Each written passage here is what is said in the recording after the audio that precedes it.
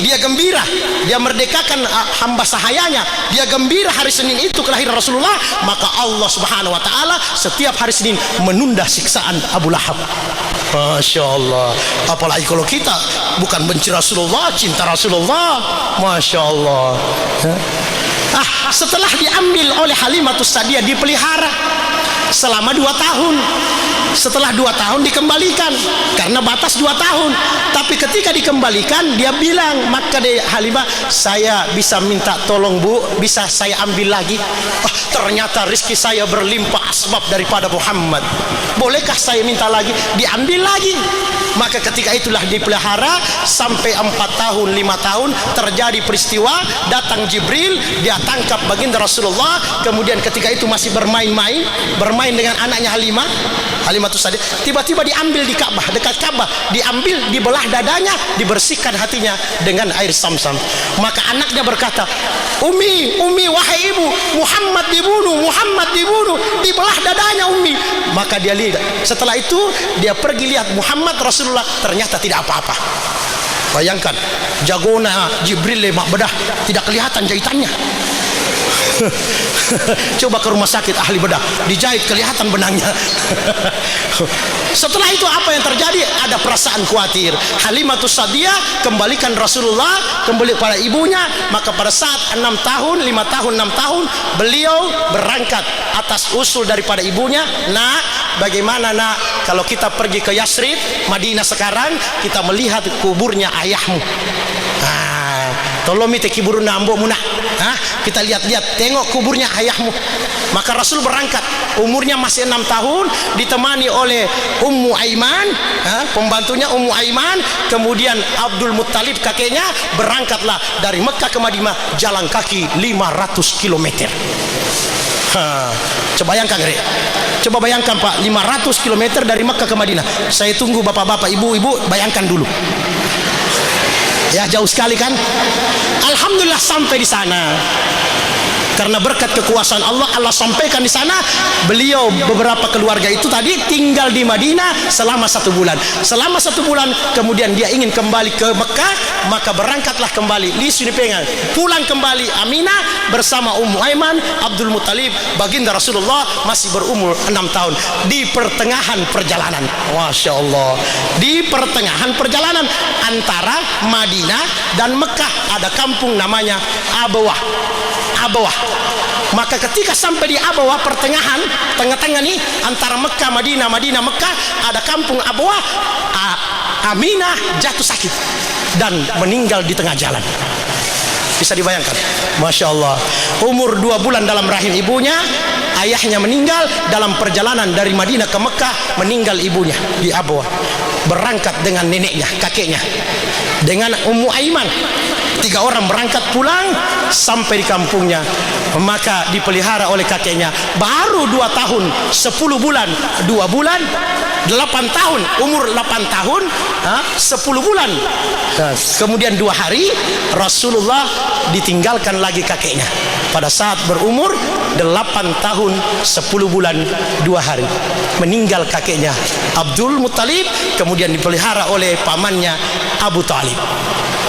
Jadi banyak saudaranya, saudaranya bapaknya banyak. Ada Abu Talib, Abu Lahab, ada juga namanya dulu Abu Jahal, ada juga Abu Bakar, Abu Sofyan. Dulu banyak abu-abu. Kalau sekarang sudah tidak ada abu, tinggal di pasar, tinggal abu gosok. Dulu ada Abu Jahal, Abu Lahab, Abu Bakar As-Siddiq, Abu Umayyah. Dipelihara oleh Abu Talib. Paling lama dipelihara oleh Abu Talib 40 tahun lebih. Maka berbagilah kegiatan-kegiatan Rasulullah. Umur 12 tahun bersama Abu Talib berdagang. Kebiasaan orang Quraisy, li'ilafi Quraisy, karena kebiasaan orang Quraisy, ilafihim rihlatash syita'i was-shaif, suka keluar pada musim dingin, musim panas. Untuk apa? Berdagang. Berangkat berdagang bersama Abu Talib umur 12 tahun. Setelah berumur 12 tahun, umur 15 tahun ikut perang, namanya perang Fijar. Setelah perang Fijar, kemudian karena beliau sudah dewasa 25 tahun, 20 tahun lebih, tidak ada pekerjaan menetap, maka dia mengembala kambing, kambing bembek. Coba lihat, perhatikan para nabi itu, kebanyakan para nabi mengembala kambing. Kenapa? Kambing susah diurus, didorong masuk kandang, dia yang dorong kita, ditarik, dia yang tarik kita. Itulah ujian untuk berdakwah. Ada orang diajak ke masjid tidak mau, ditarik, dia tarik juga kita. Itu ujiannya. Semua nabi-nabi pengembala kambing, karena kambing susah diurus. 25 tahun berhenti mengembala kambing, dia pergi bekerja yang lain. Bekerja di mana? Berdagang bersama seorang saudagar kaya, wanita janda berumur 40 tahun, namanya Khadijah. Bu, kita kenal Khadijah. Kenal di mana, Ki? Oh, Khadijah tetangga ya? Ya. Khadijah pedagang, masya Allah, orang kaya, tapi tidak pernah menyembah berhala. Dia bagus budi pekertinya, banyak yang mau lamar tidak mau. Kaya, sehingga pada saat itu Rasulullah diberikan kekuasaan, diberikan pekerjaan untuk berdagang bersama pembantunya Khadijah, namanya Maisyarah. Maisyarah, ada yang ikut, wanita Maisyarah. Maka ketika Rasul berdagang, di sini di tengah Pak Balu kedi kurang pedagang di sini dia. Contoh sudah di sini, akhlak sudah mulai berdagang. Kebetulan di sini bukan pasar. Masya Allah, pedagang, beliau jujur, subhanallah. Apa dia katakan kepada pembeli? Pak, Bu, ini modalnya sekian, terserah kita, mau kita tambah alhamdulillah, tidak apa-apa juga, tidak beli tidak apa-apa. Kemudian dia jelaskan lagi, yang di atas ini agak kurang bagus, tapi insya Allah saya kurangi harganya. Kalau yang di bawah ini agak rusak sedikit, ada yang robek, tapi saya tetap kurangi harganya. Kalau senang silahkan, tidak apa-apa. Kalau kita yang lain, di tempat yang lain, tidak ada di sini, bagus, pokoknya dijamin halal. Masya Allah. Makanya ya, yang dia masya Allah. Rasul tidak diperhatikan oleh Maisyarah. Ternyata mata-mata juga Maisyarah. Setiap dia jual jujur, tambah banyak pembeli. Padahal cuma dia kasihkan begini modalnya, terserah mau ditambah tidak. Dia tambah orang karena jujur. Masya Allah, bertambah hartanya, berlimpah Khadijah. Kemudian dicerita lagi Maisyarah, wahai Khadijah, saya menyaksikan begitu Muhammad kalau berjalan panas matahari, bisa dibayangkan. Coba orang-orang yang naik haji, bagaimana panasnya di Mekah 40, 45. Tapi Rasul berjalan, ada awan ikut. Nah, diori allu. Kalau kita masya Allah sudah pakai lantai, sudah pakai tetap berkeringat. Tidak panas, diperhatikan oleh Maisyarah, maka disampaikan kepada Khadijah. Maka Khadijah juga merasa senang, tertarik. Masya Allah. Maka namanya wanita kan malu, masa kita yang melamar, ya kan? Maka ada temannya namanya Nafisa binti Munayyah. Nama Nafisa. Mas kaya dia tisang Nafisa. Nafisa, Pak Balu Eriolo. Nafisa, coba sampaikan kepada paman-pamannya, saya ingin agar dia menjadi suami saya. Maka Nafisa binti Umayyah, dia sampaikan kepada paman, alhamdulillah diterima. Masya Allah, seorang pemuda perjaka 25 tahun, akhlaknya baik, ganteng, kawin dengan seorang janda 40 tahun. Masya Allah. Jadi kalau mau ikuti sunnah Pak, narikon kana takalolop sapargi janda. Sunnah, man ahya sunnati faqad ahabbani wa man ahabbani kana ma'iyya fil jannah. Siapa yang kerjakan sunnahku, dia cinta kepadaku. Siapa cinta kepadaku, bersamaku di dalam surga. Jadi pemuda-pemuda yang mau masuk surga, cari janda. Masya Allah. Ya Rasulullah sallallahu alaihi wasallam dalam pernikahan, subhanallah, menjadi rumah tangga bahagia, dikaruniai anak janda tapi diberikan anak oleh Allah Subhanahu wa taala. Abdullah, Fatimah, Ruqayyah, subhanallah. Diberikan anak oleh Allah Subhanahu wa taala. Maka kehidupan berlalu, umur 39 tahun, terjadi lagi peristiwa. Ketika itu Ka'bah hancur, diperbaiki, maka dibangunlah Ka'bah, diangkat, ditambah dindingnya. Setelah ditambah dindingnya, ada yang terlepas. namanya yang terlepas itu batu Hajarul Aswad. Lepai, terlepas. Wah, semua orang mau pasang, semua suku-suku merasa berhak, kami yang berhak, kami yang berhak. Tiba-tiba karena sudah kacau, ada satu orang begini saja, siapa yang lebih dahulu masuk di masjid, cepat masuk lebih dahulu, pagi-pagi masuk, dialah yang berhak memasang. Alhamdulillah, Allah subhanahu wa ta'ala jadikan orang-orang suku-suku tadi tidak ada yang bangun-bangun. Yang bangun duluan Rasulullah. Rasul duluan masuk, maka orang lihat, inilah benar, ini orang jujur, sudah pasti ini orangnya. Ternyata Muhammad Rasulullah sallallahu alaihi wasallam. Tapi Rasulullah tidak sombong. Saya yang pasang saja. Minggir. Lesi Marco. Tidak.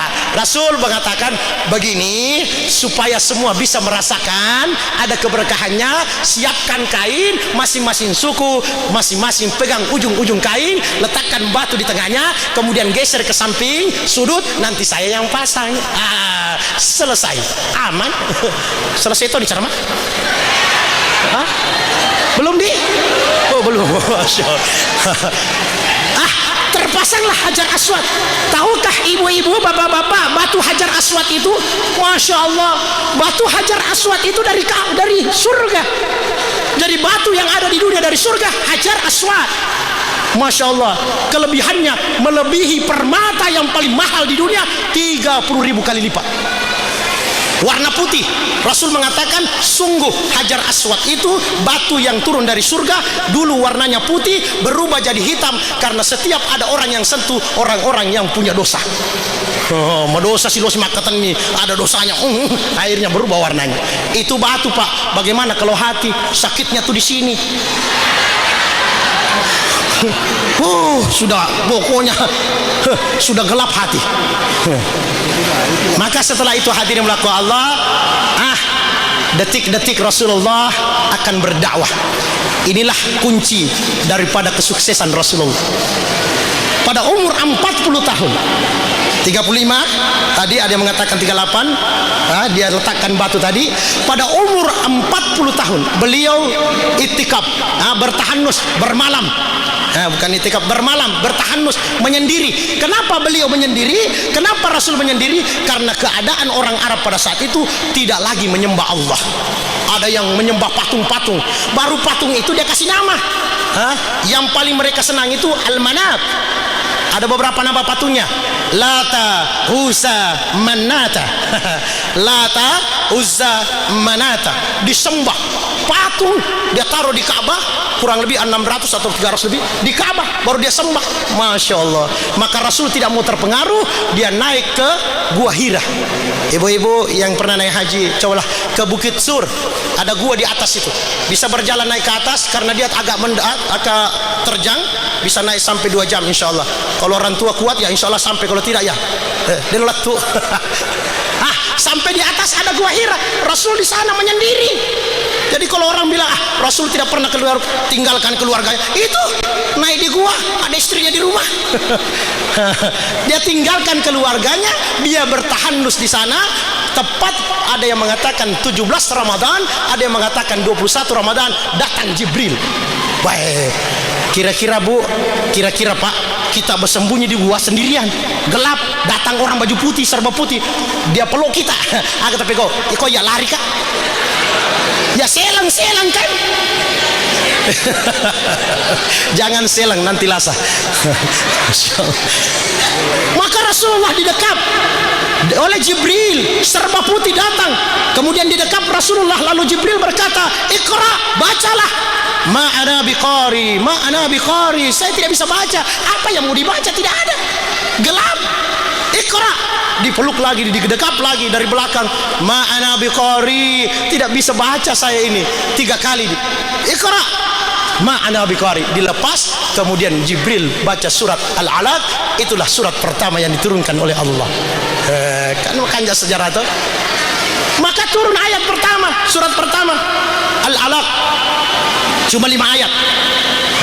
Bismillahirrahmanirrahim. Iqra bismi rabbikal ladzi khalaq, khalaqal insana min 'alaq. Iqra wa rabbukal akramul ladzi 'allama bil qalam, 'allamal insana ma lam ya'lam. Wahai Muhammad, bacalah dengan menyebut Tuhanmu yang menciptakan. Dia telah menciptakan manusia dari segumpal darah. Bacalah Tuhanmu lah yang maha pemurah, yang mengajarkan manusia dengan pena, mengajarkan manusia apa yang dia tidak ketahui. Perkenalan. Baru ayat surat pertama turun perkenalan. Wahai Muhammad, bacalah Tuhanmu yang menciptakan. Yang ciptakan langit Allah, yang ciptakan udara Allah, yang ciptakan gunung Allah, matahari yang Allah ciptakan, bulan semua Allah ciptakan. Bahkan manusia Allah juga yang ciptakan. Khalaqal insana min 'alaq. Bacalah Tuhanmu lah yang menciptakan manusia. Masya. Perkenalan. Setelah perkenalan belum ada dakwah. Belum. Nanti beberapa tahun, ada yang mengatakan 3 tahun, ada yang mengatakan beberapa bulan. Rasulullah rindu lagi, rindu ingin bertemu dengan Jibril. Tiba-tiba dia mau naik ke Gua Hira, datang Jibril lagi. Maka Rasul lari lagi, karena pada saat pertama lari, tadi di Gua Hira lari, dia sampaikan kepada istrinya, dasiruni, samiluni, selimutika, selimuti saya. Diselimuti. Beberapa bulan, beberapa tahun, ingin lagi naik, datang Jibril. Maka Jibril berkata, wahai Rasulullah, anta Rasulullah. Wahai Muhammad, anta Rasul, anta Rasul. Maka lari lagi Rasul. Kemudian diperintah kepada Khadijah, wahai istriku, dasiruni, dasiruni, selimuti saya. Turun. Maka Jibril turun, Rasulullah diselimut, turun surat berselimut. Dah sebab mas selimut Nabi tak turun surat berselimut. Ya ayyuhal mudassir qum fa'ansir wa rabbaka fakabbir wa siyabaka fatahhir war rujsa fahjur. Hei orang berselimut, hei Thomas selimut, bangun, sampaikan peringatan. Apa yang mau diingatkan? Wa rabbaka fakabbir. Di sana sebarkan kalimat Allah yang maha besar, Tuhan yang maha besar. Sampaikan ini. Banyak orang di luar lain dia sembah. Sudah mulai syirik, macam-macam dia lakukan. Keluarlah engkau wahai Muhammad, bangun, sampaikan ini agama tauhid, Allahu akbar, la ilaha illallah. Berdakwah Rasulullah. Disinilah dakwanya Rasulullah berhasil. Apa yang membuat berhasil? Karena akhlak. Karena akhlak. Maka Allah sudah sampaikan dalam Al-Quran, wa ma arsalnaka illa rahmatan lil alamin wa ma arsalnaka illa kaffatan linnasi basyiran wa nasira. Wahai Muhammad, aku tidak utus engkau melainkan seluruh alam. Wahai Muhammad, aku tidak utus engkau melainkan seluruh manusia basyiran wa nasira, berita gembira dan peringatan-peringatan. Apa berita gembiranya? Berita gembiranya, siapa yang taat kepada Allah, siapa yang beriman kepada Allah, la ilaha illallah dalam hatinya, kemudian Muhammad dan Rasulullah, amal-amal ibadahnya ikuti Rasulullah, berita gembiranya adalah surga. Inilah yang disampaikan Rasulullah dengan akhlaknya. Rasul pernah bersabda, innama bu'iztu liutammima makarimal akhlaq. Saya diutus oleh Allah untuk memperbaiki akhlak. Kalau yang memperbaiki akhlak, yang datang berakhlak, cocok. Sekali lagi, kalau yang memperbaiki akhlak adalah orang yang berakhlak, cocok. Contoh, kira-kira ibu-ibu, bapak-bapak punya alat elektronik di rumah, televisi rusak, yang datang perbaiki tukang servis mobil. Televisi rusak, yang datang diundang, yang datang tukang servis mobil. Waduh, diperiksa, aduh bu, televisinya mana radiatornya? Tidak ada. Krimnya di mana? Tidak cocok. Karena yang datang servis mobil, yang rusak televisi. Coba kalau yang datang servis televisi, yang rusak televisi, cocok. Maka Rasulullah SAW memperbaiki akhlak karena memang dia yang berakhlak. Cocok. Kemudian Rasulullah SAW dia menjadi contoh. Sekarang kan bu, pak, banyak orang bisa memberi contoh. Banyak. Di sini begini ya, contohnya begini. Yang di sini, usahakan begini, memberi contoh, tapi tidak bisa menjadi contoh. Kalau Rasul menjadi contoh, beliau jadi contoh. Mari kita lihat akhlak baginda Rasulullah. Saya ingin cerita beberapa akhlaknya Rasulullah. Rasulullah ketika ingin dibunuh, ada namanya seorang Yahudi namanya Datsur. Itu Datsur selalu ingin membunuh Rasulullah. Di mana saja Rasul dia dapat, dia membunuh. Tapi tidak pernah berhasil. Karena setiap dia lihat Rasulullah, ada banyak orang, tidak jadi dibunuh. Tidak bisa dibunuh karena banyaknya manusia. Maka suatu ketika dia melihat Rasulullah istirahat di Masjid Nabawi, dia sandar setelah salat duhur, dia sandar-sandar di batang kurma. Karena Masjid Nabawi masih kurma. Sandar-sandar, datang Datsur ingin membunuh Rasulullah, membawa pedang. Subhanallah, begitu dia datang, dia arahkan pedangnya di leher Rasulullah, kemudian berkata, wahai Muhammad, katakan siapa yang akan menolong engkau. Dikata toloko, pauni. Masya Allah. Apa kata Rasulullah? Allah. Begitu dia kenalkan, begitu disebutkan Allah, bergetar Datsur, tendre Datsur, bergetar badannya, berkeringat, terlepas pedang, diambil Rasulullah. Kemudian Rasul arahkan ke lehernya Datsur, kemudian Rasul berkata, sekarang Datsur, saya yang mau tanya, siapa yang tolong kamu? Tidak ada. Iko deh mau tolong kak mati nak. Ini mani bawah. Apakah Rasul marah? Membalaskah Rasulullah? Memukulkah Rasulullah? Ataukah membunuh Rasulullah? Daripada saya dibunuh, lebih saya bunuh duluan. Begitukah Rasulullah? Tidak. Rasul berikan pedangnya, lalu dia berkata kepada Datsur, aja makor kedua, jangan begitu dua kali ya. Jangan. Nih, ambil pedangmu, pulanglah. Masya Allah, pulang.